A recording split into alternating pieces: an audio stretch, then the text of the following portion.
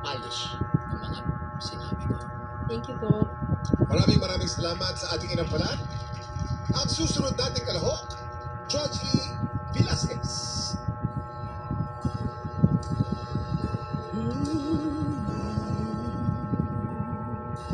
Lunes nang tayo'y magkakilala, Martes nang tayo'y muling nakita, Miyerkules nagtapat ka ng iyong pag-ibig, Huwebes ay inibig din kita, Biyernes ay puno ng pagmamahalan, mga puso natin ay sadyang naawitan. Sabado tayo'y biglang nagkatampuan, at pagsapit ng linggo, giliw ako iyong iniwan. O kay bilis ng iyong pagdating, pag-alis mo'y sadyang kay bilis din. Natulog akong ikaw ang kapiling, ngunit wala ka nang ako'y gumising. O kay bilis ng iyong pagdating, pag-alis mo'y sadyang kay bilis din. Ang pagsinta mo na sadyang kay sarap, sa isang iglap lang na wala rin lahat. Lunes, Martes, Miyerkules, Huwebes, Viernes, Sabado, Linggo. O kay bilis ng iyong pagdating, pag-alis mo'y sadyang kay bilis din. Natulog akong ikaw ang kapiling, ngunit wala ka nang ako'y gumising. O kay bilis ng iyong pagdating, pag-alis mo'y sadyang kay bilis din. Ang pagsinta mo na sadyang kay sarap, sa isang iglap na wala rin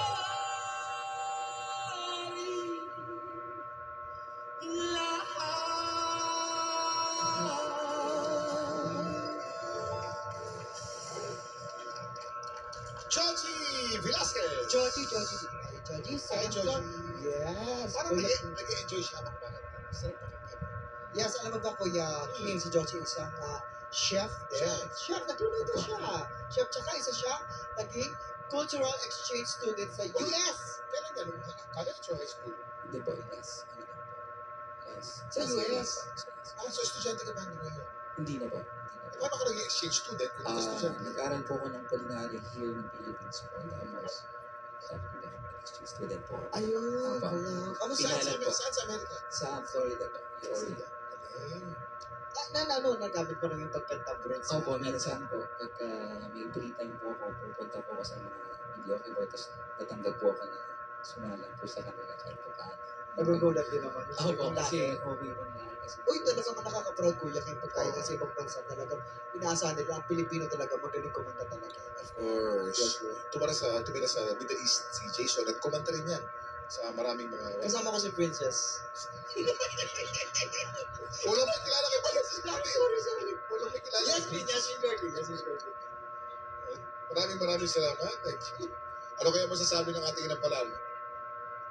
Georgie, alam mo habang kumakanta ka ng pagano'n, na-enjoy namin ako na-enjoy ko yung performance mo. Andun yung dynamics, gusto ko yung version mo, parang binigyan mo din siya ng atake mo. Na minsan parang parak na, tas parang ang dami mong ginawang boses dito sa performance na to. Kung may napansin lang ako sa first part, yung timing lang, careful lang dun kasi parang naghahabol. Yun lang yung napansin ko. Nag-enjoy ko sa performance mo.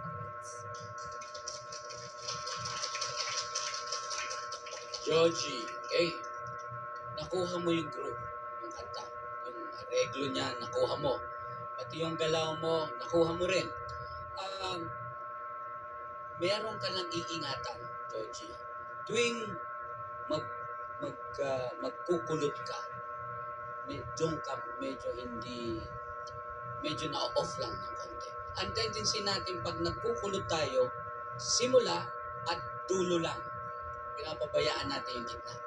Okay? Yun ang iingatan mo. Kasi ang ganda ng rendition mo nito. Cool na cool. Kaya iwasan mo lang yung sa pagkulot. Tapos, iwasan mo yung pag nagpe-perform ka, puro pikit. Kasi may kinakantahan ka. Mawawala yung, kumbaga, yung attention sa'yo pag nakapikit ka. Kasi titignan ka namin eh. Pag nakaganyan ka lagi, parang, uy, pakikinggan na lang kita. Di na kita panonoorin. Di ba? Pag dilat mo daw, baka wala na kami. Yun. Yun.